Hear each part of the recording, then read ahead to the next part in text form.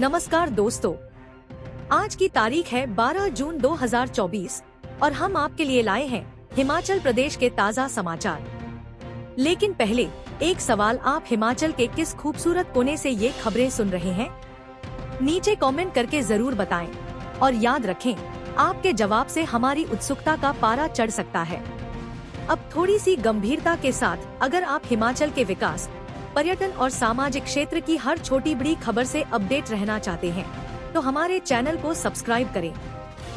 जी हाँ, फटाफट सब्सक्राइब का बटन दबाएं और हमारे साथ जुड़े। और हाँ, अपडेट्स के लिए हमें फॉलो करना मत भूलिए। खबरें ताज़ा हो या मजेदार, हम हैं आपके साथ हर कदम। समाचार नंबर 1, हिमाचल उपचुनाव टिकट की खींचतान।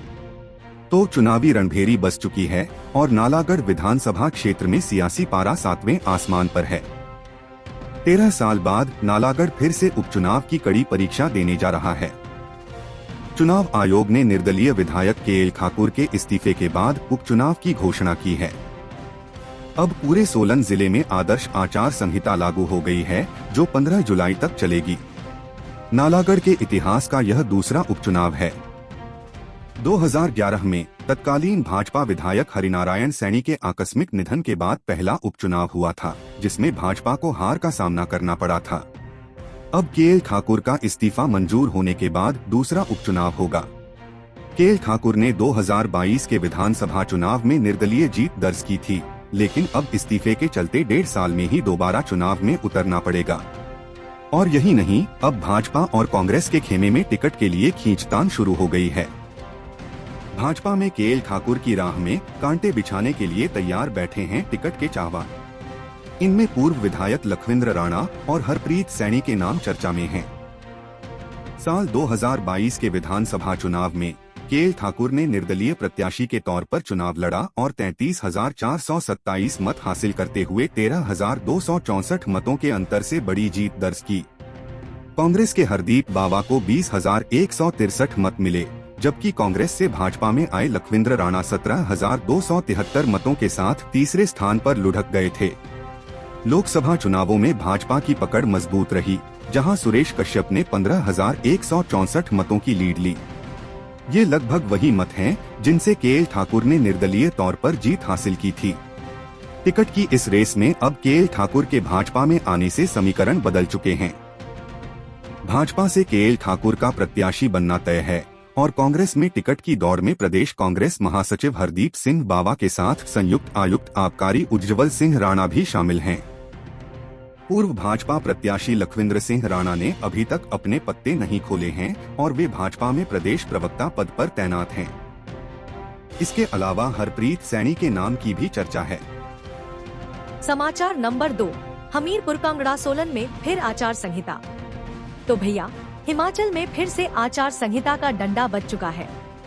3 जिलों हमीरपुर, कांगड़ा और सोलन में आदर्श आचार संहिता लागू हो गई है। चुनाव आयोग ने उपचुनाव की घोषणा के साथ ही सोमवार से ये नया नियम लागू कर दिया है।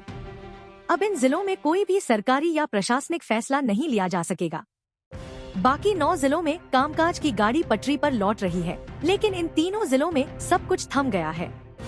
अतिरिक्त मुख्य निर्वाचन अधिकारी दलीप नेगी ने बताया कि आदर्श आचार संहिता का पालन सभी राजनीतिक दलों को करना होगा। 3 जिलों में इसका सीधा असर रहेगा और आगामी 14 जुलाई तक कोई भी ऐसा फैसला नहीं लिया जा सकेगा जो मतदाताओं को प्रभावित कर सके। राज्य स्तर पर भी ऐसे फैसलों के लिए राज्य निर्वाचन विभाग की अनुमति जरूरी होगी। अब सुनिए मजेदार बात, आचार संहिता ने कर्मचारियों को भी उलझा दिया है। जिन कर्मचारियों ने 2 साल की सेवा पूरी कर ली है, उनकी नियमितीकरण की प्रक्रिया अटक गई है।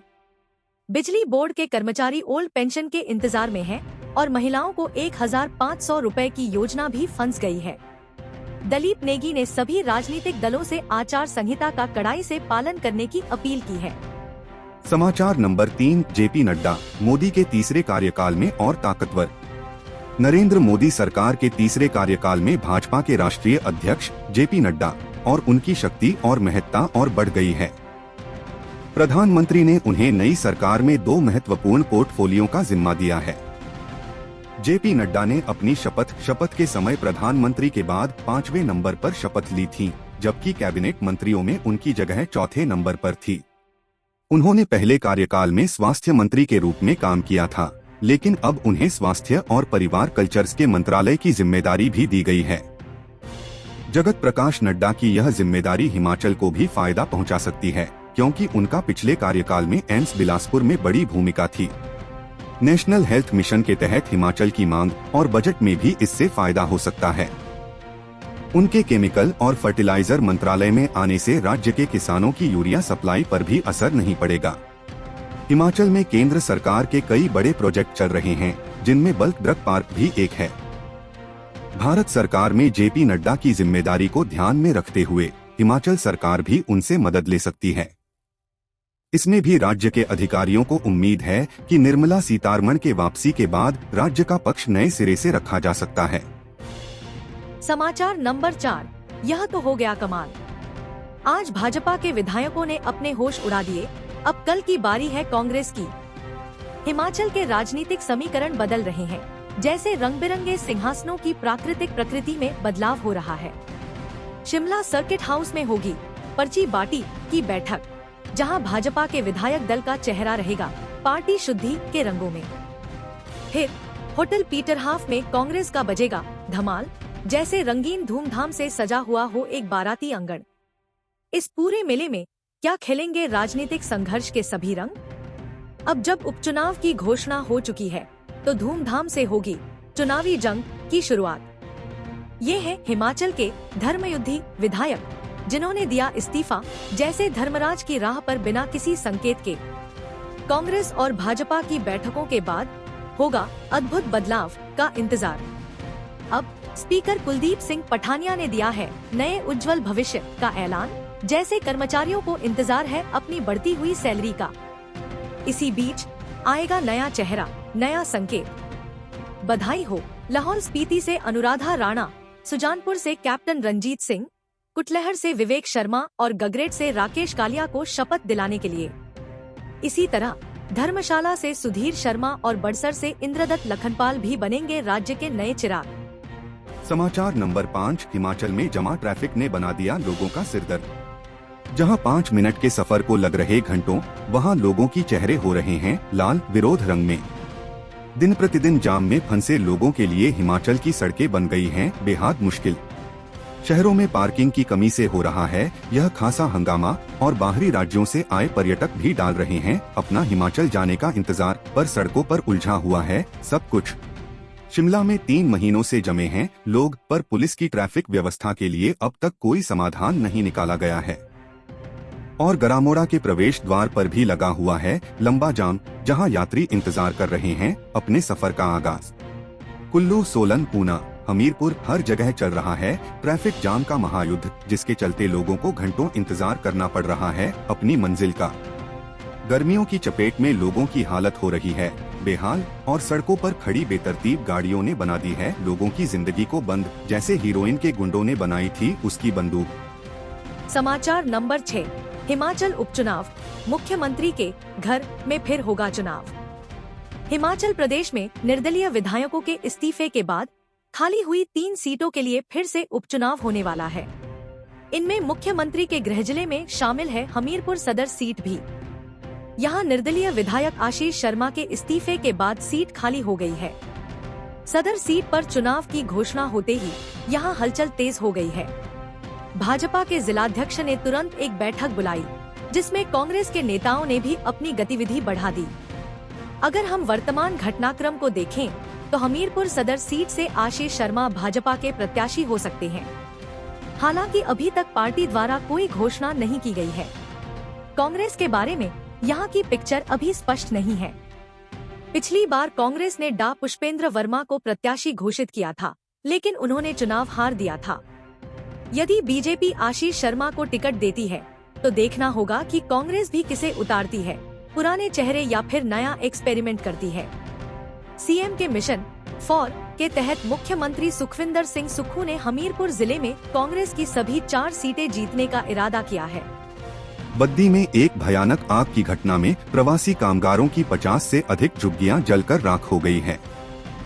इस अग्निकांड में कोई जानी नुकसान नहीं हुआ है, लेकिन झुग्गियों में फटे गैस सिलेंडरों के कारण भारी मात्रा में नुकसान हुआ है। यहाँ की रिपोर्ट्स देखते हैं तो बताया जा रहा है कि बद्दी पिंजौर रोड पर एक निजी जमीन पर बनी झुग्गियों में आग लग गई और इसमें फैल गई। इस दुर्घटना के दौरान बहुत से लोग मौजूद थे, जिसमें महिलाएं और बच्चे भी शामिल थे। धमाकों की आवाज से लोग बाहर आए और तेजी से फैलती आग से सामग्री को बचाने के लिए कोशिश की। इस आग का कारण अभी स्पष्ट नहीं है, लेकिन बताया जा रहा है कि झुग्गियों के पास जलाया गया कचरा इस अग्निकांड की वजह बन सकता है। बद्दी के दमकल केंद्र से तुरंत 4 फायर टेंडर मौके पर पहुंचे और आग को काबू में लिया गया। अभी तक किसी भी जानी नुकसान की रिपोर्ट नहीं आई है। गगल हवाई अड्डे पर अब सुबह 5 से लेकर शाम 7 बजे तक विमानों का आवागमन होगा। इस नई मंजूरी के बाद प्रदेशों से हिमाचल आने वाले यात्रियों को और हिमाचल के लोगों को भी इसका फायदा होगा। गगल हवाई अड्डे के निदेशक धीरेन्द्र सिंह ने इसे जानकारी दी। इससे पहले मुंबई, बंगलुरु, कोलकाता और अन्य शहरों से आने वाले यात्रियों के लिए गगल हवाई अड्डे के लिए विमान सेवाओं का समय डिले होता था, लेकिन अब यह समय सुबह 5 से लेकर शाम 7 बजे तक हो गया है। इस समय परिवर्तन से हिमाचल प्रदेश में यात्रियों को सुबह से ही फायदा होगा, जब वे दिल्ली से हिमाचल के लिए यात्रा करते हैं। धीरेन्द्र सिंह ने बताया कि एयरलाइन कंपनियों के साथ पुष्टि होने के बाद आवागमन की तिथि का ऐलान किया जाएगा। प्रदेश में सरकारी कर्ज का रिकॉर्ड बनाते हुए नेता प्रतिपक्ष जयराम ठाकुर ने इसे संक्षेप में उठाया और सरकार के कामकाज पर सवाल उठाते हुए कहा कि यह सरकार अब तक कई करोड़ रुपए के कर्ज ले चुकी है। इसके अलावा उन्होंने सरकार के कई विकास कार्यों को भी ठप बताया। वे पूछते हैं कि चुनावी वादों को कैसे पूरा किया जाएगा, जब सरकार कई करोड़ रुपए का कर्ज ले चुकी है। उन्होंने कहा कि प्रधानमंत्री नरेंद्र मोदी के कैबिनेट द्वारा गरीबों को आवास देने का फैसला स्वागत योग्य है, लेकिन सरकार को अपने वित्तीय मामलों को संभालने पर ध्यान देना चाहिए। उन्होंने भी प्रधानमंत्री मोदी की गारंटी को सराहा और उनके द्वारा किए गए कामों की महत्वता को जताया। इसके अतिरिक्त भाजपा प्रदेश अध्यक्ष डॉक्टर राजीव बिंदल ने प्रधानमंत्री मोदी के तीसरे कार्यकाल की शुरुआत पर उत्साह व्यक्त किया। उन्होंने कहा कि भारत के विकास की यात्रा अब तेजी पकड़ेगी और मोदी सरकार ने अपने कार्यकाल में प्रगति की गाथा लिखी है। वे प्रधानमंत्री के नेतृत्व में चल रहे विकास के कार्यों की प्रशंसा करते हुए कहा कि उन्होंने किसानों के लिए कई योजनाएं शुरू की हैं और गरीबों को आवास देने का निर्णय लिया है। प्राइमरी स्कूलों में बच्चों की संख्या में गिरावट की समस्या हरियाणा के खनेर में भी उजागर हो रही है। एक ही बच्चे के पढ़ने के मामले में कई स्कूलों को टीचरों की कमी का सामना करना पड़ रहा है। इससे स्थिति विशेष रूप से चिंताजनक हो रही है, क्योंकि यह बच्चे अकेले ही स्कूल में अध्ययन कर रहे हैं। इसे ध्यान में रखते हुए प्रदेश सरकार ने अकेले बच्चे की शिक्षा पर प्रतिमाह 50,000 रुपए का खर्च करने का निर्णय लिया है। इसके अलावा अकेले बच्चे की देखभाल के लिए एक शिक्षक और एक मिड डे मील कर्मचारी की नियुक्ति की गई है। इस मामले में स्कूलों में टीचरों की कमी को लेकर कार्यवाही करने की जरूरत है। इस समस्या का समाधान करने के लिए उपयुक्त कदम उठाए जाने चाहिए, ताकि बच्चों की शिक्षा पर प्रभावी रूप से प्रभावित न हो। रैगिंग की बार बार प्रकटित होने वाली घटनाएं हिमाचल के शैक्षणिक संस्थानों में एक गंभीर समस्या के रूप में सामने आ रही हैं। इसके बावजूद प्रशासन और छात्र दोनों ही इस मुद्दे को गंभीरता से नहीं लेते हैं। रैगिंग के मामलों में कड़े कानून होने के बावजूद भी इस अवैध गतिविधि को रोकने में सरकार नाकाम रही है। पिछले साल सितंबर में हिमाचल के 3 प्रमुख शैक्षणिक संस्थानों में रैगिंग की घटनाएं सामने आई थीं, जो गंभीर चिंता का विषय हैं। इसके बाद की घटनाएं भी यह दिखाती हैं कि रैगिंग के प्रति गंभीरता और कड़ी कार्रवाई की जरूरत है। हिमाचल में पिछले वर्षों में हुई रैगिंग की घटनाओं ने समाज को शर्मसार किया है। इसके बावजूद सरकार को इस विषय पर गंभीरता से ध्यान देने की आवश्यकता है। रैगिंग के खिलाफ कड़ी कार्रवाई के लिए उचित और सख्त कदम उठाए जाने चाहिए, ताकि इस विपरीत प्रथा को रोका जा सके। हाई कोर्ट ने हिमाचल प्रदेश में स्थापित बड़ी और मध्यम औद्योगिक इकाइयों से 16.5% से अधिक इलेक्ट्रिसिटी ड्यूटी वसूलने पर रोक लगा दी है। इस निर्णय के अनुसार प्रदेश सरकार द्वारा जारी आदेशों के विपरीत अधिक बिजली शुल्क वसूले जाने पर रोक लगाया गया है। यह निर्णय Messrs Eastman Auto and Power Limited Baddi द्वारा दायर याचिका के बाद लिया गया है। प्रार्थी संस्था के अनुसार 1 अगस्त 2015 से बड़े औद्योगिक उपभोक्ताओं और मध्यम औद्योगिक उपभोक्ताओं के संबंध में बिजली शुल्क 11% तय किया गया था।